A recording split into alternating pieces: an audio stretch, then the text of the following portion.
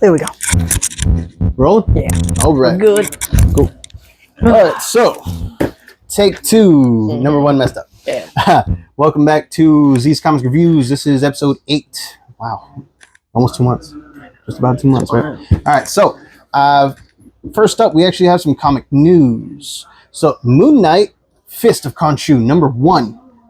Got announced. It goes on sale this October, written by Jed McKay. I don't remember who's on artwork. I know I read it. Totally forgot to write it down. My bad. Sorry, guys. But supposedly it is bringing back the big guy. So kind of excited for that one. But anything Jed McKay touches, I want to read it because it's just awesome. Anything? Huh? Anything he touches? I want to read. Okay. Yes. Okay. Hey. Dirty birdie. All right, so not only that, but new news. Marvel is going to return to Hall H this year at San Diego Comic-Con, which is next month, July 25th through the 28th. If anybody remembers, last year they kind of skipped it. A lot of people skipped last year's. Well, between the strikes and the closings and stuff from the previous year, there was almost nothing. A lot of them are doing their own stuff too, so it kind of pretty much. Yeah. Okay. And Amazing Spider-Man people rejoice because the current run, which is Amazing Spider-Man Volume 6, written by Zeb Wells and illustrated by John Romita Jr. for most of it, is coming to an end with issue 58, I believe. Which is coming out this September. Which this run was not the best. All right, it had some high points. I liked how Black Cat was portrayed as more of like not really an anti-hero, but more like like a Robin Hood kind of thing. Which I guess Robin Hood is an anti-hero kind of thing. It's kind of weird. All right, like she wasn't just randomly stealing from people. All right, purpose. Oh yeah. So not only is that issue or that run coming to an end, thank God, Volume 7 of Amazing Spider-Man was also announced with writer Joe Kelly taking up the reins. Joe Kelly, if you don't know the name, he was one of the first writers of the ongoing Deadpool series and the writer for Spider-Man Deadpool miniseries or maxi series. I think it was 12 issues, 24 issues, something like that. 12. Yeah. But yeah, so he's got some cred under his belt. I just thank God. All right, the relief is coming, guys. Some dark days. Yeah, I hate Paul. Some dark webs. I hate Paul. Yep. He is not Paulsome. No, he is not Paulsome. So that about does it for our comic industry news. So moving on to our reviews. First up, we are starting with forgot what I put over here. Absolute Power Ground Zero. All right, Absolute Power Ground Zero. This is the opening shot for DC's blockbuster summer hit or summer series, whatever you want to call it. I think it's going to be a hit. I'm hopeful. And I'm not even a DC guy, all right? He is not. I'm the DC guy. He is, all right? This one opens up and it is bleak, all right? People are on the run from the Suicide Squad, Deadshot. There's precognition stuff going on. There's time travel shenanigans going on. There's, outer space like mind melding, mind messed up stuff going on.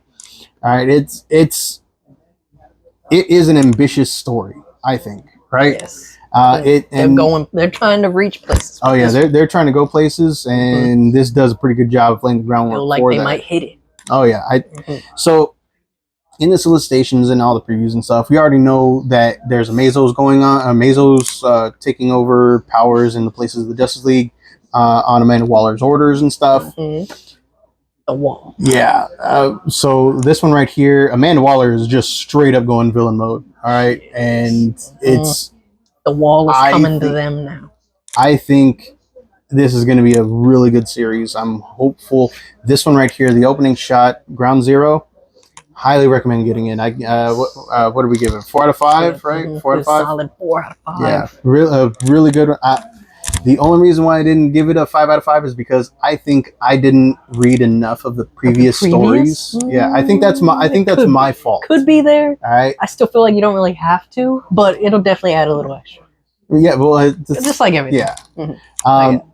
So yeah, solid 4 out of 5. Highly recommend picking it up. It ties together three different storylines from previous months: Suicide Squad, Dream Team, the Brainiac War spread across the Action Comics, Superman, Green Lantern, and pretty much all the Cosmic Heroes titles, and the Batman recent storyline, Dark Prison.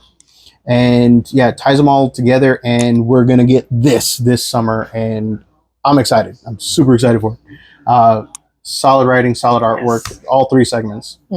Highly recommend picking it up. All right, moving on to Blood Hunt number 4. Regale us, Thunder. Regale us. Again, I'm going to try to, keep it a little back. Stay calm a little bit, rein it in a bit, because we do read comments here. Woo, I saw your comment, Derek. I'm going to try to, keep it so you don't have to skip my parts, okay? All right. But yes, a lot of stuff does happen, touched on with the news. Some Moon Knight stuff happens because a bunch of people, as you can see in one of the preview posters for this or whatever. Yeah, I saw it online. Yes. There's a bunch of Moon Knight people that end up coming out to help fight the help fight the vamps. In Moon Knight lore, vampires are something that he fights against normally. Yes. So yes. yeah, this it's makes one sense. of those things when the vampires see them coming down, it is a moment of like, ooh, they're coming. But he could touch on the fact that moonlight technically sunlight. So like, why doesn't it kill the vampires? The dark force is holding the dark force is just covering the whole sky. There's no moon. I'm just saying. I wasn't necessarily talking about that. I was talking about makes sense why Moon Knight fights vampires because like technically a little bit of sunlight. Yeah, I guess a little bit of that there. So stuff happens. Because that Moon Hunter. Moon Hunter goes back ends up to the whole Gorgon like stone gaze thing. All right, how come I can the Medusa. The place. Oh, okay. I thought you were talking about the small soldiers island. Oh no, no. I'm going Greek mythology. On this okay, one. okay. Like, there we go. okay, how can they see it in the mirror, but they can't look at them straight. It's the same thing. All right, Moon's a big mirror. Okay, I'll give you that. But yes, Moon Hunter goes on a little quest that ends up helping the bunch of Moon Knights come out. Hunter's little twist. Moon? Oh, Hunter's Moon. My bad. Yeah. My bad. And we switched it around. Hunter's Moon does that. Okay. He hasn't been around in a while, so okay. Not, at least not for Marvel that much. I like dabble. I'm a little dabbler in Marvel. 3 years old. Just saying. But yeah. Just saying. Yeah. So yeah, and so like there's a big twist, big reveal about Blade himself, and Doctor Strange's like ghost spirit and Captain Marvel end up going to a specific somebody for help. I won't necessarily say who because it might be a little bit of a spoilery, but as I'm sure this guy here and a bunch of you at home or in the car, whatever you're doing, just as long as you listen responsibly, probably know who this guy is that these two go to because it's like when all else is going, crap hitting the fan and all that. Who do you go to? Everybody says he's the bad guy, but at the same time, who saves the universe more often? You know what I mean? But yeah. What's that guy? So tell us. Solid 4 out of 5 here. 4 out of 5? Is definitely picking up. 5 is definitely this fifth final issue. Stuff gonna happen. All right, nice. All right, moving on to Spider-Gwen, Ghost Spider, number 2. This one right here, I'm super excited for. I love this series. I love the character. She's actually one of my favorite Marvel characters. Very likable. Yeah, she is. Yeah, every one of her writers just like nails it. And this one opens up on her just waking up in her apartment, surrounded by Spider Fam. Yes. All right. If you read the first issue, you know what happened and why she's pretty much taken out of it. Peter's kind of douchey in this one to me, which I was kind of sad. I was like, bro, Pete, what are you doing? But, yeah. They the portrayal of Spider-Man is not on point on this one. I think that was a rare miss. Yes, I'm not liking it so far. Yeah. But okay. But overall, it's a solid issue. The artwork still great. The writing, it gets going and is good. It's going, but check the equipment real quick. Keep going. Stops, and that's like my only problem with it. It is too short. Okay, I want more. All right, this is one of those weird series where I just straight up, dude, I will read every issue as it comes out. But at the same time, I'm like, dude, I want the next one. Saturday morning cartoons, you pretty good. Yes, it really talking is. Like watching the Power Rangers get their butt beat by the Green Ranger for 5 weeks straight. Yes, exactly.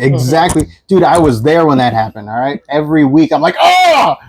But that's how I feel with this one, all right? I thought that a new villain was going to be introduced. I was like, oh, snap, a new new like bad guy. And then it turned out to be like Peter's old cannon fodder kind of thing. So that was a little disappointing.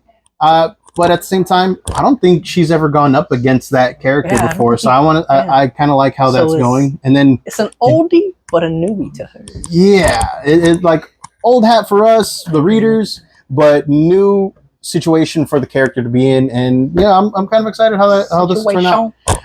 If you wanna wait to read this, the first story arc is going to be issues 1 through 5, and I'm hoping that they reveal why she moved to the 616 rather.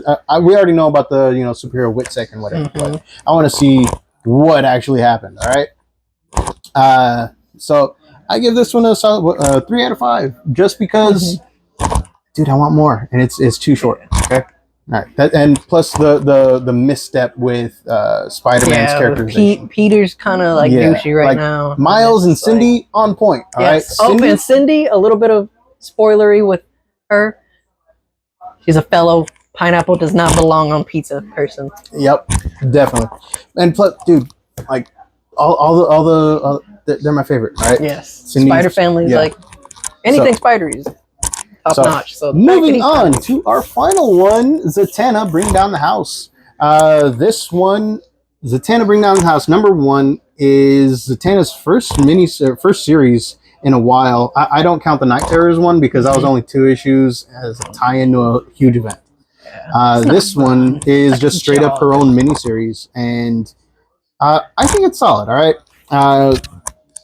comes out.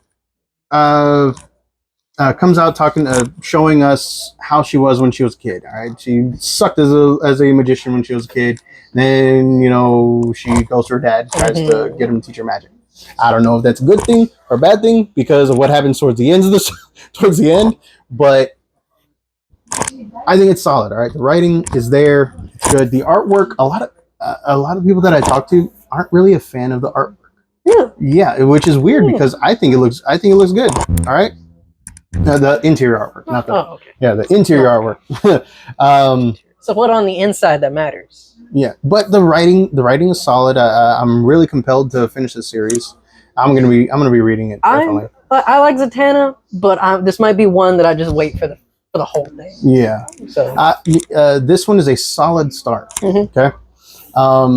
There's some twists and turns throughout the thing, but it's the main thing is that she's just trying to lay low. Something happened. It's never stated in the first issue, so I'm hoping we get some explanation soon. But she's just trying to live out a mundane life. She traded in her magics for like prestidigitation type of illusion and stuff like that. So she does card tricks now. And